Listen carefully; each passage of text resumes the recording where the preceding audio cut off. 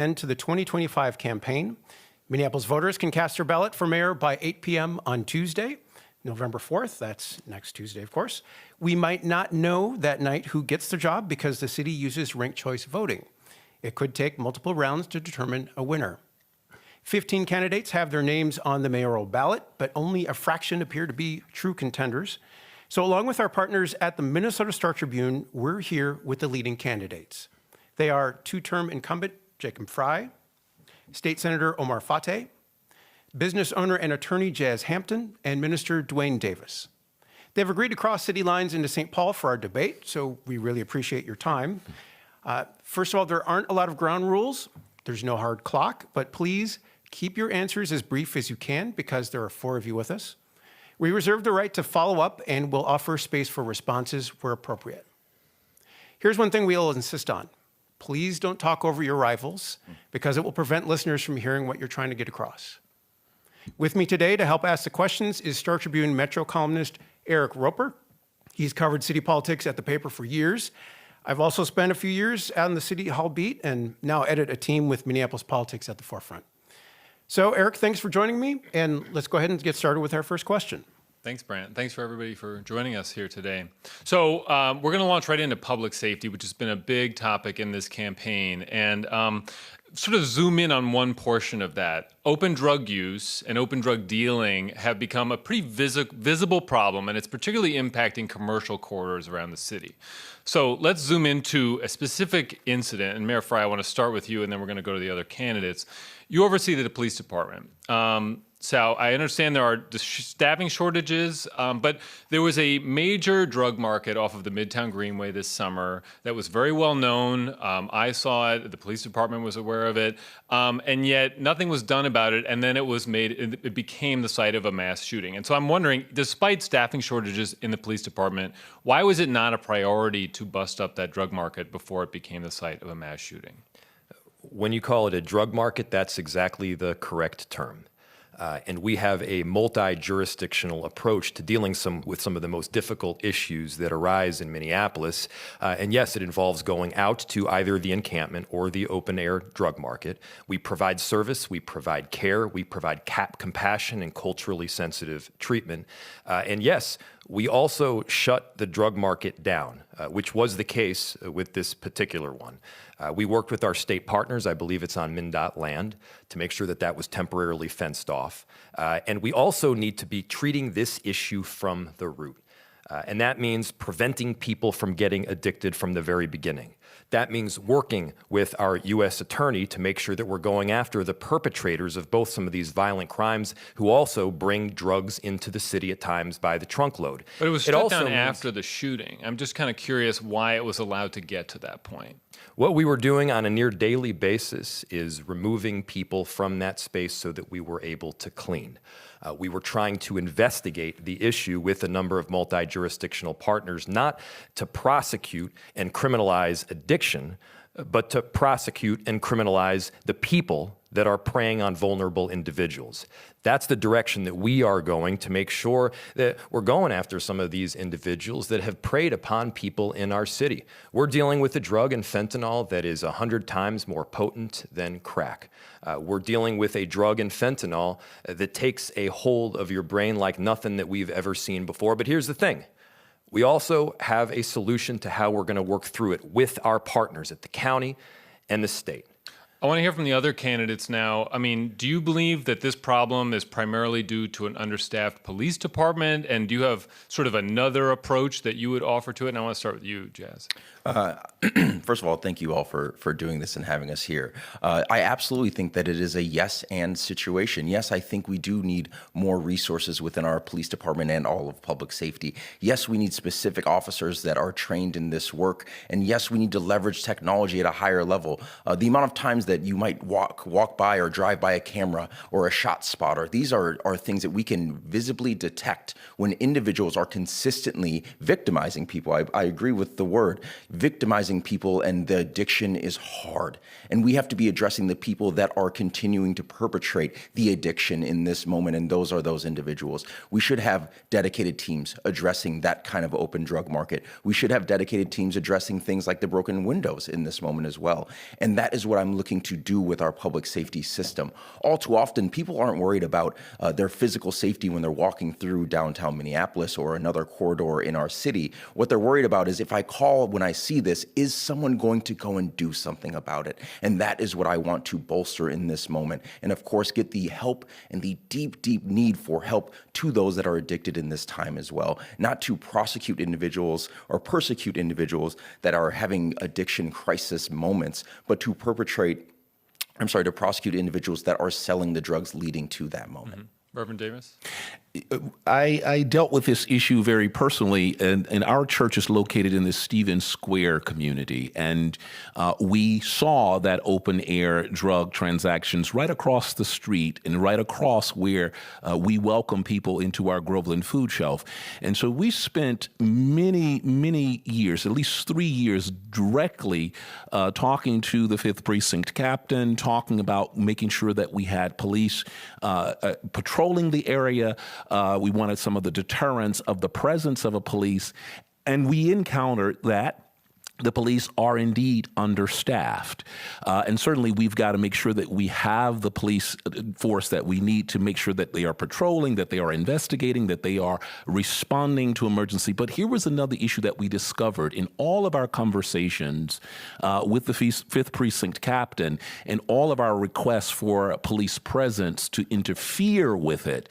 We also discovered that this was where the other parts of our community safety system were not working as efficiently or as well, and that is violence interruption.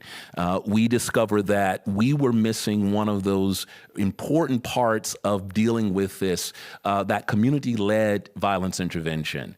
And so one of the things that I had wanted really the mayor to focus on and the city to focus on is really fully resourcing violence interruption, making sure that we had ways of collecting data, evaluating data, so that we can have a way to target what's happening in that neighborhood. And so one of the things that we ran into was that the police knew this was happening. They were understaffed, but we had no other support or partners that could sort of help us direct where we need to be looking at. Are there specific people we should be looking at? Are there certain entities that are facilitating this kind of, we were just missing a piece of public safety that we really need to make sure we address these kinds of things. Mm-hmm. Senator Frate? Yeah, what we're seeing right now with our city is a strategic failure. We need to make sure that when neighbors call 911, that they get the right response at the right time. The city's own report showed that last year, nearly half of 911 calls to MPD can be diverted away from police, meaning we can have alternatives respond. And why is that important? Well, number one, that clicks very well with what I heard at the Capitol from law enforcement and other jurisdictions, especially saying that we can't respond to every single call every single time. We're being stretched out too thin. And if we're able to take away nearly half of their caseload, then we can have law enforcement focus on violent crime, on drug trafficking, on human trafficking, clearing the case backlog, not taking away investigators from their caseload or in their investigatory work. And so I think that's the right approach that we need to take. I'd like to continue on gun violence in the same vein. There's been a decline in the number of shots fired calls and the number of people wounded in the city of Minneapolis compared to the same time last year. However, here in St. Paul, there's been a significant drop in shootings and killings, which public safety officials say is due to dedicated resources to investigating and solving non-fatal shootings. Why is Minneapolis, the clearance rate in Minneapolis for gun violence cases higher than it is in the neighbor here in St. Paul? And I'm going to start with you, Reverend Davis. I think your question presupposes something that I think we have to put the focus on. We simply, again, we are understaffed, but we also have pressed our police department into work that they probably shouldn't be doing. And this is why it's so critically important to make sure that every other part of the public safety matrix is fully resourced and operating at full capacity. I'll give you an example again. If we don't have real ways of understanding, especially through community-led violence intervention, where people know who might have access. In my neighborhood of North Minneapolis, that is the critical work that violence interrupters do. Our issue is interpersonal violence and access to guns. And the one way to interfere with that is the ability of those violence interrupters to not only be resourced to do it, but to share that information with police department. And again, free the police department to focus on investigations, to focus on clearances. We know in other jurisdictions that's the case that we have. What has to happen is that every part has to be fully resourced. But I'll go even further. I fear what we don't have, and I served as co-chair of the Community Safety Work Group. I fear that we are not also getting the benefit of an interagency collaboration, meaning I would task the Public Safety Commissioner to work with the Chief of Police for a comprehensive violence intervention and reduction plan that helps us know where we need to focus, where the police need to focus on investigations, Right. where violence interrupters need to focus on making sure that people aren't getting violent. I want to get Mayor Fry to respond to that. I mean, this is under your watch. How do you respond to what the Reverend is saying, and generally on when it comes to the topic of solving these non-fatal shootings? We do have a comprehensive approach to public safety. I was the first mayor in this city to fully build it out, and we continue that work going forward. We now have 24-hour-a-day, 7-day-a-week mental health response. We try to divert as much as possible work away from the police departments so that they are able to focus on the critical work of violence. And we do work with a number of other jurisdictional partners. A great example is what's happening on the north side. Right now, shootings on the north side are lowest than they have ever been on record, or at least since 2007. That's because of work that we have done in partnership with community, working with moms and grandmoms to sort out difficult situations before they arise, working with our county, our sheriff, and of course our U.S. attorney with an officer embedded in them to make sure that we're arresting perpetrators of violent crime. And the numbers speak for themselves. And at the same time, we do need more police officers and investigators. This is a numbers issue, and let's be clear, we have fewer officers per capita than virtually any city in the entire country.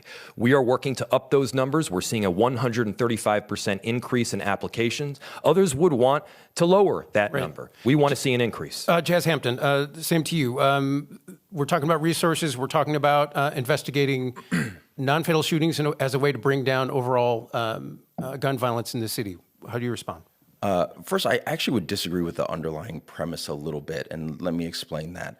In the last 4 years, the average yearly gunshot wound victims is around 498 individuals per year. In the 4 years leading up to 2017, that number was around 280. That is a much larger number per year on the average within our city. And yes, it is spread apart across different parts of our city, and that's what we need to address. And there's two things we need to do in this moment. The first is, yes, we are woefully understaffed when it comes to police officers that can investigate and do this work. We have to staff up at a level that we are not right now, and we haven't been for a few years.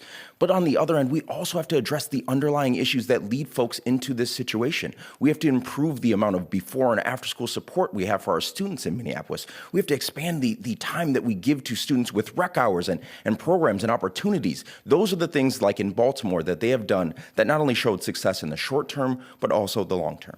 I'll get to you in a minute, Mr. Mayor Fry. Omar Fateh, I want you to also address this disparity between the city of St. Paul and their focus on solving these non-fatal shootings and Minneapolis not seeming to have the same resources dedicated to that type of investigation. How do you respond? Absolutely, and that's why I say it's a strategic failure when the city's own report shows that nearly half of 911 calls can be diverted away. We're able to free up resources from our officers so that they can focus on the issues that you just outlined right now. I worked at the Capitol with my colleagues to bring in $19 million in public safety aid so that we can bolster and beef up those alternatives to policing so that we can make sure that our officers can focus on violent crime. But we got to take a more holistic approach in this as well. When we talk about public safety, we talk about drug trafficking, we're talking about gun violence, we got to be more proactive also. We got to tackle the issue of poverty, ensuring that people have a livable wage, ensuring that people have a home, ensuring that we're supporting our public school system, making sure that we're having an ambitious youth agenda so that we can think more long-term, having youth programming, but also providing youth jobs, like the program I supported at the Capitol to expand the Teen Teamworks program, a few $1 million to hire our teens within our recreation centers and our parks throughout the city. I think that's the approach we need to take long-term. Thank you very much. And well, I was just curious, Mayor Frey, can you respond to this 47% number? Because this comes up in forums all the time. It's an NYU. It comes from the NYU study. What do you think? Do you think that's a realistic number? I'm sorry, it's 47%. 47%. But this is the nearly half number of like the number of 911 calls that would be candidates for non-sworn response. This is getting cited all over the campaign trail. Do you think it's realistic? I can address it. So there is no dispute that we need to be building out a comprehensive system for public safety, and we're doing that. There is no dispute that we need to invest in youth recreation. And by the way, under my administration, we have invested more in youth recreation in our park board than ever before. It's nearly $3 million on an annual basis to make sure that we've got youth rec in our parks. And here is the truth. We also need more police officers to be able to handle these situations. As I said, when you have less officers per capita than virtually any city in the country, you need to do the necessary work to increase that. Senator Omar Fateh has clearly stated that he was going to defund the police. Thank you. That is not the right route that we need to be going right now. We need to increase the number of officers that want to protect and serve our city, and we can do the additional work around creating systemic Thank you, Mr. change. Mayor. I think we need to move on. We're gonna get to housing now. This is we've got a lot of very large topics that we want to be able to cover and do them well. So, our next question. Yeah, housing. So the development boom in Minneapolis has subsided. And the question is, how would you as mayor accelerate the construction of new housing, and especially deeply affordable housing, which often requires partnerships with the county, the state? And sort of a tack-on question to that is, do you believe that the public housing levy should be increased from its current level? So we can start with, I guess, Senator Fateh, we haven't started with you yet. Absolutely. To the last part for the public housing levy, I was a legislator that carried legislation successfully for $5 million for Minneapolis Public Housing Authority, which was historic. It never happened before. And so I really believe that we need to increase our funding for public housing so folks not only have a place to stay, but quality conditions. Right now, there's hundreds of millions of dollars in backlog in terms of how much revitalization, how much renovation has to occur just to get them back to the fair level. And I think that the city needs to be more proactive in doing that. I want to make sure that we're building more affordable, truly affordable housing. I was honored to carry, again, legislation at the Capitol to protect and defend the Minneapolis 2040 plan so that we can clear that backlog that was caused by the lawsuit to ensure we're building more affordable housing as well. But when we're talking about that, we need to talk also about more community ownership, things like the Tenant Opportunity to Purchase Act, Community Opportunity to Purchase Act. Some of the bigger issues we've seen in our city is that we have large out-of-state entities from Atlanta to California to New York, buying up large swaths of property. And their motive isn't to keep people housed or to have affordable housing, but to make a profit. And when we've seen that, we've seen the quality of housing substantially go down. I got to tour one of the locations in Loring Park, in which when we went there, the front door was broken down, all the mailboxes were broken, so folks had to go to their local post office. There was black mold.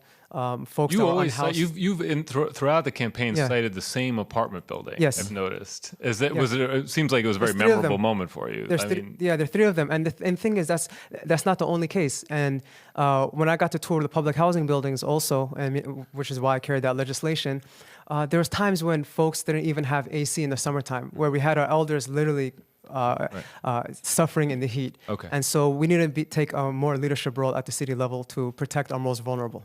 Reverend Davis? Yes, and you're speaking to something too. You're saying that the construction boom is eased a little bit, and you're seeing the reason we're in this situation now is because this city, but cities across the United States, we've been relying on incentivizing private development. And in and of itself, that's okay. We have a supply issue. We need to build many units. We make sure that people can have access to housing. But we have, I think, forfeited our responsibility to incentivize or have that much energy and focus on public and nonprofit development of housing. And this is where it's going to require, as you, in the premise of your question, much more engagement with the county in the state. In essence, what I'm talking about here is how are we going to use our power of the purse, but also our regulatory power to be in relationship with some nonprofit and public developers to build more units. We have some great ones, Beacon Housing, we have Common Bonds, we have Project for Pride and Living, we have Claire Housing. These are really good public developers. The question is, are we making sure that they have access to capital? Are we working with the county to talk about how can we bolster the city's housing trust fund, which is now just a gap financing? At this particular moment, we need to make sure that we're using every tool in our toolkit at the city level to encourage nonprofit and public developers so that we can target people at 0 to 30 EMI, that we can create an opportunity for people to probably purchase and own their property, even if they never make that kind of money to do so. This is real effort that we have to go through now. Great. Jazz? Yeah, when I talk to organizations and individuals, when they talk about taxes, they'll first say, yes, I'm frustrated that the levy has gone up on me as an individual. But you know what they say next? That's okay if I feel like these services are going to go up in concert, if we're actually providing enough housing that those dollars will go towards. And as mayor, that's what I'm committing and want to do. If the levy is going to go up to have more affordable housing, we need to build at a much, much deeper rate. In the Twin Cities, generally, we have tens of thousands of needs for this affordable housing. And there's things beyond just private and public partnerships which we need to do. There are code updates for individuals that own homes that have additional dwellings on the bottom half that don't count as a duplex because of stairs or other zoning requirements that we can update and unlock hundreds of units at a time. These are steps that we have to take along with the very obvious ones. Yes, we have to ensure that we're putting more dollars into the Affordable Housing Trust. Yes, we have to ensure that there's deeper partnership with nonprofits as well. But the rate of growth right now is just not high enough. Okay. Mayor? Minneapolis is broadly recognized as among the #1 housing cities in the entire country.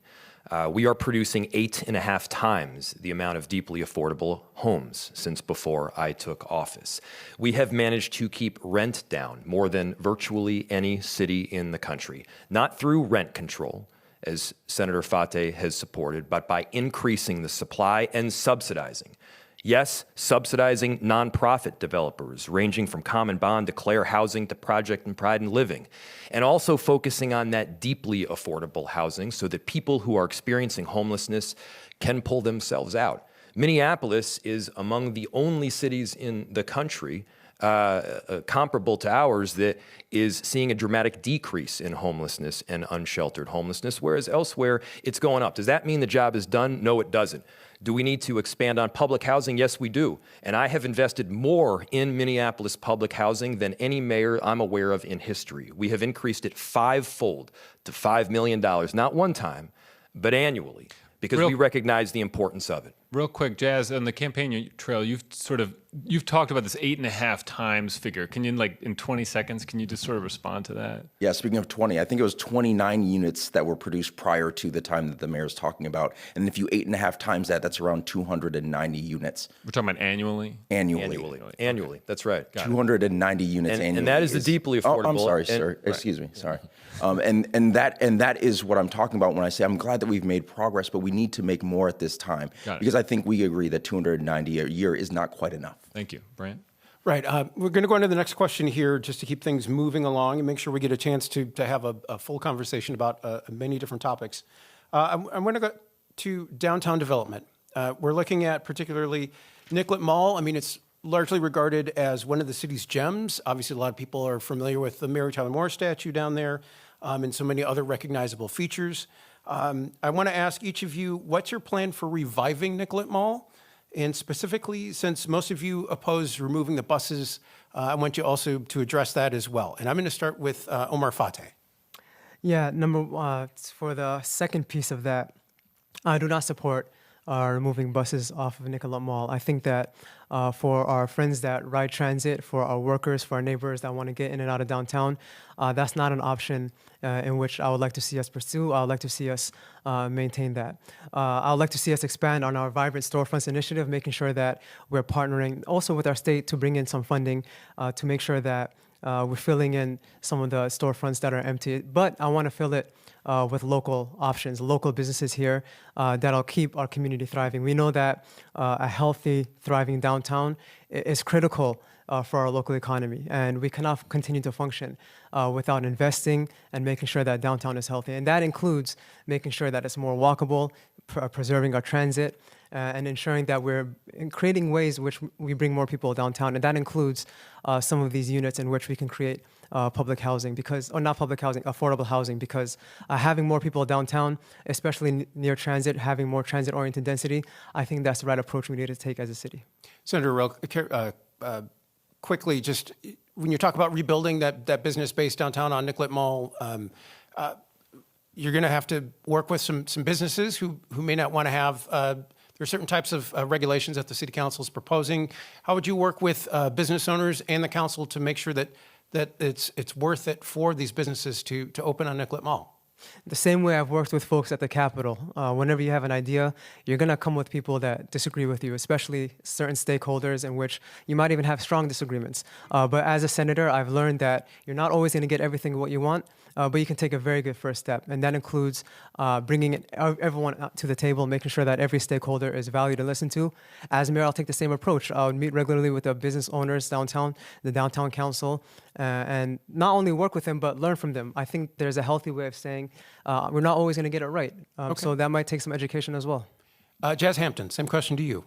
Yeah, I think if we're going to be removing buses, which I do not think we should be doing, what we would be doing is treating the underlying symptom, or treating the symptom and not the underlying issue. We need to ensure that it is vibrant on Nicollet Mall. And how can we do that? I grew up with a mom that owned a restaurant my entire life. I think she would even admit they never did the best financially. But now, even teaching entrepreneurial finance, I know how to support small businesses when they're trying to go. And here are some of the things that we need to do. We need to ensure that we're reducing the amount of time it takes for permitting and for inspections. So if someone says, yes, I can parse off this really big piece of land, but it'll be expensive if it takes too long, we can incentivize those landowners to say, we will be right here with you. We need this building to get done.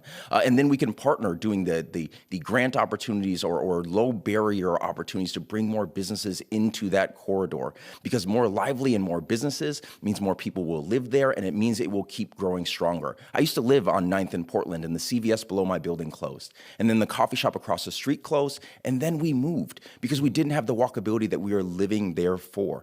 Right. That's what we need to improve on in this moment. Mayor Fry, same question to you about Nicollet Mall development and the buses. So I was the council member of North Loop before it was the North Loop where it was today. And when I took office, we talked about putting everything in one neighborhood, from commercial to light industrial, from residential to small and local businesses, restaurants, and bars. And when you do that, you have a vibrancy. You have a constant inflow and outflow of people through the space at all times of the day and the night. That is the same kind of dynamic that we can create on Nicollet Mall. Not just a bunch of big vanilla conglomerates with massive square footage. We can add more doors to each block. We can allow small and local businesses to set up shop and pay the rent. So it's not just going to be the Sports Authority and the Barnes and Noble and, yeah, the Macy's and the Daytons of the past, but it'll be the kind of dynamic where you walk down the street and you can get a drink, go out to dinner, you can buy a coat, you can head over then to a Twins game or the theater. I mean, that's the dynamic given that you we can are create. mayor, how are we dealing with this more doors issue, which is something I'm interested in I too? know. But like, how are we dealing with that? I mean, is there action happening? We are going to be working with building owners and managers, not just to push them in that direction, but also talk about how they can, in fact, have multiple leases per building. Okay. Obviously, it's difficult to go from one lease per floor to many leases per floor, but that is something we can do. And actually, we've seen success on the East Side and in North Loop. And if you combine that, yes, With a pedestrianized Nicollet, which I support, you could move the buses just one block over, which, by the way, would increase the pace of public transportation itself. Here's the thing. You can't keep doing the same thing and expect different results. We got to make the change. We can't cling white-knuckled to what once was in downtown. We got to move forward. Reverend Davis, same glad question to you about Nicollet Mall development. Yeah, I'm glad to hear the mayor say that we can't do the same thing, and that is the beauty of what North Loop was, where there was creativity, there was an open canvas, and we talked about doing things differently, including things like having a site for multiple restaurants in a place like something called Gray's. That was a new way of thinking about how to use property and use land, and that's exactly what we need to bring downtown. That is breaking up those parcels, which I'm glad to hear, making sure, but also going back to some ways of encouraging and incentivizing small business to have smaller parcels that they will feel comfortable going into downtown. But finally, I've talked to so many small business, and it comes back down to one other thing, small business and some of the residents of Minneapolis. We have to get our hands around safety. We have to get make people know and believe and have a public safety system that people know that when they come downtown, they're going to be safe and they can enjoy it, and they can enjoy it freely. And that's important too, because we need that community safety major to be working at full force so that people who work downtown are not enlisted to do things that they are not tasked to do. And so all of that works together. All of those ideas about smaller parcels. Also, again, thinking creatively, working with those large property owners to talk about how we can turn this into convening hubs, innovation hubs, things that we haven't been thinking about previously. Thank you. We're going to move on to our next question. Eric. So this is about business regulation. So my colleague Sharon Jackson had a story in 2024 in the Minnesota Star Tribune, and it talked in there about how restaurateurs saying that regulations in Minneapolis make it much more attractive to open a restaurant in the suburbs. So looking beyond just restaurants, do you believe that the city needs to get out of the way more to encourage business development? And let's start with you, Jazz.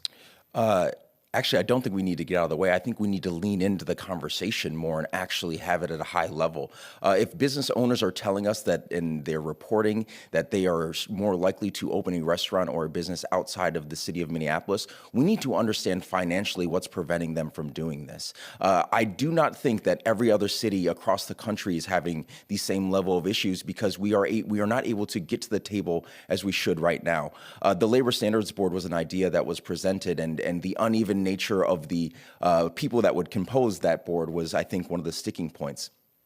That was the idea, so we could get to the table, hear the concern, and build a solution that actually works.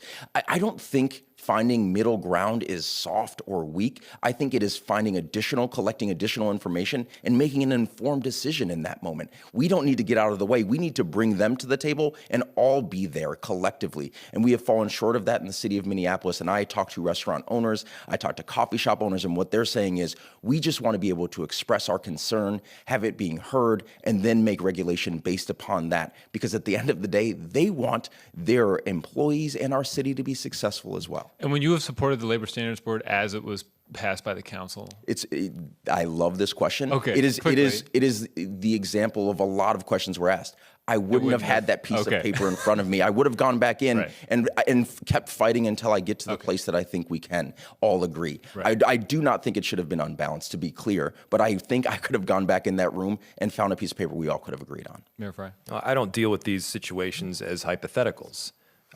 We worked hard to find a balanced approach. We proposed approach after approach, and yes, we did work to find middle ground. There wasn't compromise on that one. And there's a reason that small local businesses throughout the city are supporting my campaign, because we listened. We stood up when it was not necessarily politically expedient to do so. I did veto a labor standards board, and we are finding ways, to your question, of reducing the regulation to make sure that red tape is cut and small local businesses can open. But it's not just having them open, it's making sure that they can flourish.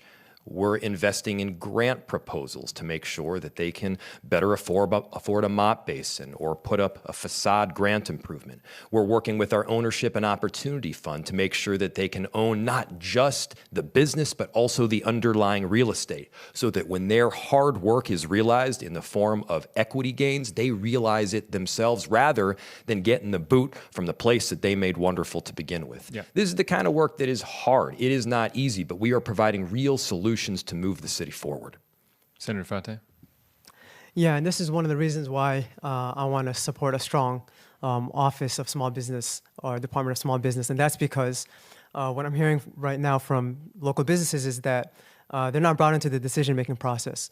When we're providing policy and implementing policy, especially on areas like, for example, Hennepin Avenue, where construction led to less foot traffic for some businesses, including one that reached out to my office. Well, actually, just specifically to this question for you, I want to ask about you have proposed on your vision mandating scheduling policies on city businesses and also a $20 minimum wage. Absolutely. So some of these are things that businesses are not currently dealing with, but would be. So can you talk to the fact that you're proposing additional regulations in what you're in your agenda? Absolutely. So we deserve to have a city, we can lead as a city on having a strong minimum wage. And our vision includes increasing that minimum wage to $20 an hour by 2028 so that all of our workers can have the sources they need to pay for rent, buy food, support their kids. And if we don't, then they're going to have to rely on more government support, social services. And so I think that... How about on the scheduling? Because that was actually pulled from the Working Families agenda about 10 years ago because of business opposition. Well, there's a few things. Number one, to complete the last one, I think that one job should be enough. Every single person deserves to have a livable wage, period, no matter the worker. Number two, I do support things like clopen, for example. Workers, if they're closing at night, they shouldn't be opening in the morning the next morning. I think that's unhealthy. Okay. It allows them to keep their health intact. It allows the businesses to function more when workers are able to have better attendance and so on. But that's not anti-business. I think that actually supports businesses and the local economy even more. But to the last... But we got to move to Reverend Darius because we're behind time here. Sorry. Yeah, I just want to talk about, again, some of the things that the mayor talked about, grant programs and all that. I've talked to so many businesses that talked about hearing about all of these grant programs, but never having any information from the city about how to get them, never knowing who's getting them and how much is in the fund. And so even when we have these promising programs that were coming up, the question is, are we in relationship with business in a way that people know what they're access to, know what grant programs they're access to? We also are running into, we just saw in the Minneapolis joint disparity study that women-owned businesses and minority-owned businesses do not even know what opportunities there are to participate in as subcontractors for prime contractors. They do not know the process of how to bid for public sector work. So my point is, even with this easing regulation, once we do that, we've got to do other things. One, we've got to make sure that things like licensing and permitting are understood. And then we've got to make sure that we are in conversation, real relationship with these small businesses, finding out what they need. That also goes to the point where you were talking about regulation.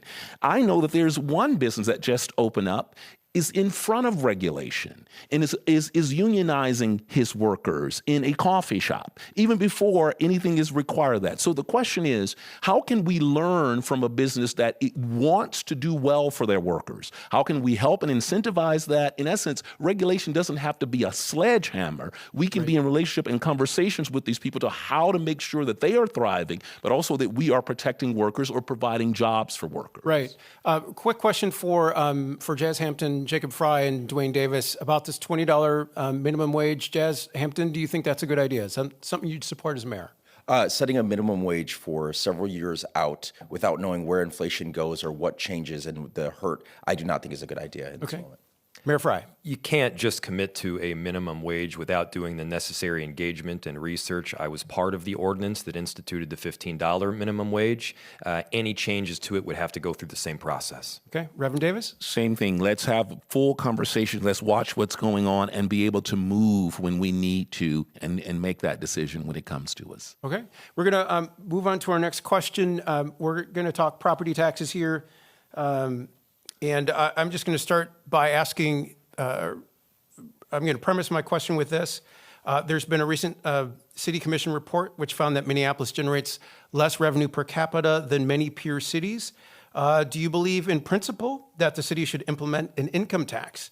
If not, do you support other revenue options that were cited in the report, including an excise tax, land transfer taxes, service fees, business tax, congestion pricing, all kinds of different things? This is out to the group, but actually I'll start with the mayor. How do you feel about the possibility of implementing a income tax on Minneapolis residents? We should not be levying an additional income tax through the city.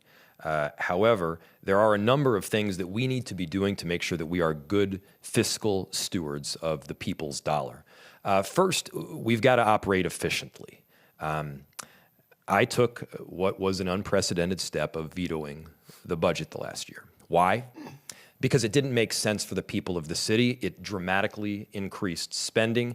It took money away from some of the basic and core services that we need to do, like turning on the street lights and hiring more police. And it dealt it out largely to nonprofits. That is not the first thing that we should be doing when we're in a budget crunch. But the second thing is we need to be generating additional revenue sources. How do we do that? One, we make sure that we've got mechanisms to generate development. We also work with the legislature. Right. Local government aid was cut drastically back during the Pawlenty administration, and so we have a robust plan along with our lobbyists to make sure that we're bringing in the necessary money. I'll give you one more fact. For every $3 that Minneapolis gives out to the rest of the state, we get one back. Right. So we appreciate that we need to support other towns, but we also need to make sure that Minneapolis gets its fair share. Right. Reverend Davis, to you, what other sources of revenue would you support? I just want to start. The first person I met with was someone from the board when I decided to run for mayor, was a person from the Board of Estimate and Taxation, to just ask, what has been the nature of the conversation about how do we generate revenue? And it was sad to hear that conversation wasn't as broad or as deep. And so I think there really does need to be some real conversation about how do we generate revenue. I am concerned about the possibility of an income tax, but we need to look at other things like a wealth tax or perhaps a land value tax that the state legislature was debating in the last session.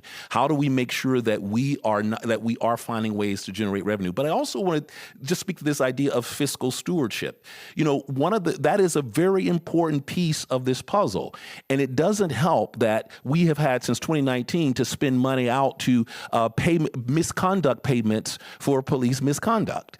Again, that goes to the point of how are we looking at this as a total package? Certainly, we have to generate revenue. Certainly, we have to be good fiscal stewards. But one of the things that we just found out in the last week, that we cannot even support something as important as stable homes, stable schools, because we have a $3 million shortfall, when in the last few years, we've been spending out millions and millions of dollars in payouts for police misconduct. Right. We got to get at that stewardship writ large so that we can make sure that we are using the taxpayers' dollars efficiently and effectively. Mr. Mayor, I'll give you a chance to respond to that in a second, but I want to get Chaz Hampton, your thoughts on alternative revenue sources for the city of Minneapolis. Yeah, what I think residents don't always know is 30% of the dollars we spend are from those property taxes. 70% are from other things like bonding, federal dollars, etc. We have to lean into that 70% piece of the pie to ensure that we're maximizing and squeezing every penny out from other partners that can provide us dollars before raising more and more on our residents. And to the next part, when we are raising money or raising the levy on our residents, what we have to understand is that we have to deliver the services in concert to that raise. Let me talk specifically. If we are going to spend $5 million on more deeply affordable housing, that's a made-up number, not a specific one, $5 million on that, we have to say these are the amount of units we plan to build. And if we fall short of that, we have to do an assessment of why we fell short. And if we do not fall short of that and we do better, then we need to invest deeper in that. And yes, it starts with those core solutions, but we have to not only quantify publicly the goals for the dollars that we're spending, then reallocate them in the next budget cycle according to the success metrics that we see after. Right. Senator Fate, and then I'll give the mayor 30 seconds to respond to. Are you okay with that one? Okay. Your thoughts on alternative revenue sources for the city of Minneapolis? Absolutely, and it's critical not to burden especially our working families. what I've heard loud and clear from neighbors is that with the skyrocket of prices in groceries, rent, healthcare costs, we see SNAP benefits getting cut for our most vulnerable communities. Right now, more than ever, we got to think creatively as a city. And that's going to include, yes, exploring a local wealth tax so that we can tax those that are, we can have a local wealth tax. But I want to say one thing, that we know that we have a hostile federal government right now. And because of some of the policies that we all support, they want to cut funding for cities like Minneapolis. Yes. And so it's going to take a cross-jurisdictional approach, working with the county and state to secure extra funding for areas in which we need more help. And there's a reason why the mayor doesn't have a single endorsement at the county level or state level. And that's because he doesn't work well with them. And so we cannot have a city in which we're protecting, especially our most vulnerable communities, our neighbors, if we don't have a mayor that can work with people, especially at the state and county level. Mayor, We're do you going to wanna address. respond to that? Or go ahead. Well, I think we can address that. All I'll say is I'm pretty sure that Governor Walz is at the state level, and I'm proud to have his support. Our next question is on leadership. Yeah, leadership style. So leadership style has been an undercurrent of this election. And I think you've gotten this question once before, but describe your leadership style in 1 or 2 words, and we'll start with Jazz. 1 or 2 words. 1 or 2. Collaborative and pragmatic.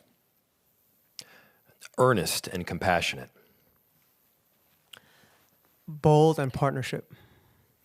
Visionary and collaborative. Okay. Eric, you can start with our final question. Great. So the final question, we want you to sum up for voters in a minute or so your big idea or vision for the city. But I'm going to sort of tack on to this. This campaign has not focused very much on the built environment of the physical landscape, which is understandable. But I would ask you to think about a big idea you have to shape a portion of the city, or it could be just a random idea. It doesn't have to be your biggest vision, but sort of add that on there. And I don't think we've started with you lately, maybe? Okay, Reverend Davis, why don't we start with you? Well, I want to start off by saying Minneapolis is a very uniquely situated city to deal with not only our current challenges, but also to think big and to aspire to some things. We are the city of the great Hubert Humphrey, who was bold enough to go into the thing that some would fear to tread, racial equality, making sure that we were dealing with disparities. That's who we are. And so part of what I'm offering and what I want to be a part of is a city that leans into that understanding that we need not fear what an illiberal, autocratic federal government might do, but that we lean into what's best about us, ingenuity, creativity. And that leads to this idea, this big idea. My big idea is, especially someone from North Minneapolis, I see something that I fear too many others don't pay attention to: the great potential and possibility through every corner of the city. And what I would want people to do under my leadership and what we would build up is a city where everybody wouldn't just be at pains to just focus on one part of the city. It wouldn't be just downtown or North Loop. It would be every part of the city that I'm so afraid to miss, because everywhere you turn, you will find a thriving, beautiful community. And so we really have to tap into. Right now, we are run by a factionalism that pits big business against working people. But we're also a city where we have extreme poverty that sits next to entrenched wealth. And what we have to do as a city and as a leader, we have to figure out, how do we make all of this work for everybody here, not only to save ourselves in this sense, but also to forecast to the country what's possible and what we know we can be. Thank you. Senator Fateh? Yeah, and I appreciate what the Reverend said right now, and I wholeheartedly agree. And right now, it seems like we are living in 2 versions of Minneapolis: one for the wealthy and the well-connected, and another for everyone else, the transit riders, the immigrants, our students, our young people. One side gets promises and and contracts and connections, and another side gets broken promises and vetoes. And so we have a vision in which we have a mayor that fully supports our public schools, is a champion for our public schools, even if we don't have that much power over it. But showing up to the Capitol, talking to our E12 committee members, saying we need more funding, standing with our teachers. It includes having an ambitious youth agenda, supporting our kids, making sure we have youth jobs and having youth programming. It includes ending poverty wages in the city of Minneapolis forever. We can make that happen. It's not about pitting one group or another, as the Reverend said. It's not about only businesses or small businesses or our workers. But at the same time, we got to prioritize our working families first. And that means not doing things like supporting stadiums or putting tax dollars into our stadiums, but how do we protect our stadium workers? How do we protect the hospitality workers that our tourists and our neighbors go to downtown to the surrounding stadium areas and help our local economy thrive by spending their money at our local bars and our restaurants and the hotels? How do we support better our climate goals, investing in things like zero waste? Those are the things we want to tackle in our vision as a city. But we have to, again, with a hostile federal government, we need a cross-jurisdictional approach more than ever. And again, I said earlier, there's a reason why the mayor doesn't have a single state legislator or a county commissioner, is because he's either unwilling or incapable to do so. Thank you. Mayor Fry, and respond to that while you're responding to the other question, I suppose, too. Well, you already did, I guess, once, but if you want to again. Look, I did. I think everybody knows what's going on here. There is a coalition of 3 people, all who were instructing their supporters to rank, in part, Senator Omar Fateh, my primary challenger. And here's the thing. People are smarter than that. They're smart enough to know that they can think for themselves. They're also smart enough to recognize the big vision that we have for our future. To answer your question, I could talk about Awamni Okadiapi on the falls, making sure that we're giving land back to our Native community and true ownership. I could talk about the Upper Harbor Terminal, where the first time in multiple generations we're finding ways to open the riverfront up to our north side. I could talk about how we did, in fact, knock down the Kmart, and we are opening up Nicollet Mall, bringing new life into the place. But, you know, what I'm thinking about right now is the fact that just this morning, for maybe the second time, I took my 2 daughters into daycare, which is a lot harder than taking one, believe me. And this next year, my first daughter, Frida, is going to be attending kindergarten. The partnership with our public schools is critical. We have a program called Stable Home, Stable Schools, which has successfully housed over 6,700 kids in our Minneapolis public school system and beyond. But we can make sure that this partnership goes even further, making sure that we've got wraparound services, making sure that we've got recreational opportunities, making sure that every single kid, regardless of what zip code you come from, who you are, who your parents were, you can be a success. I'm running for mayor because I love this city and I love my family, and I know you love this city and your families as well, and we need to make sure that we realize every bit of potential for them. Thank you. Janice? And just want to, is this our closing statement? I just want It's not really. We're trying to mix it up a little bit. I mean, it's No. kind of the last question, but it's not meant to be really Gotcha. a closing statement. So give us something different. Yeah, my big idea or vision being the question. I'll build off of what the mayor was just saying. I have 3 children that are in the Minneapolis public school system right now. And often people say the school board controls the budget and the buildings, and that's true from a logistics standpoint. But we need to be here to wrap our arms around this system. My 3 kids, my wife works incredibly hard as a mother and as a person that works outside of the home as well. We have to pay $1,600 a month to send them to before and after school care at the Minneapolis public school system. It wasn't tenable. We had to pull our daughter out of that. It doesn't financially make sense. That is a family that is struggling, and I know that we are not the only ones in the city of Minneapolis struggling to ensure that our kids are going to be successful in the schools and that financially it's viable to raise them here. And here's the thing. That's so much more than just making sure they get a good education. It's how people look on Zillow when they're going to decide where they're going to move to and what they filter by. It's how we ensure that the people that are working in the coffee shops and are the next business builders in our city are going to receive an education as well. And it's also what's preventing so many people from enrolling in our public schools or staying in this city at all. We have to wrap our arms around this public school system, and we have to do it right now. And frankly, my 3 kids being there has made it ever more evident for me.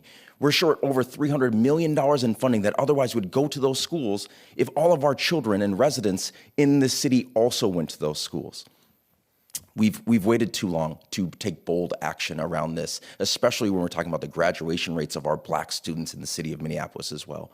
I'm excited to do that work, and that is my big vision. Partnering with Hennepin County to make more of those buildings open to before and after school programs, ensuring that it's financially viable, also driving down crime in the process. Yeah. That's my big idea for this city. Well, thank you very much. And that's going to do it for the MPR News Minnesota Star Tribune Mayoral Forum for the city of Minneapolis. Thank you, Jacob Fry, Omer Fateh, Dwayne Davis, and J.S. Hampton. And also thanks to my co-moderator, Eric Roper of the Minnesota Star Tribune. This debate was produced by Matt Alvarez, Jeff Jones, and Brian Baxt. We could not bring you this debate without the help from a lot of folks in the MPR News events and technical teams, and from the Star Tribune, adding their expertise. Politics Friday with Brian Baxt will be back next week to recap the election results. I'm Brant Williams. Thanks for tuning in. Thank you. I think we're out. Candidates, feel free to stick around. We have some reporters here.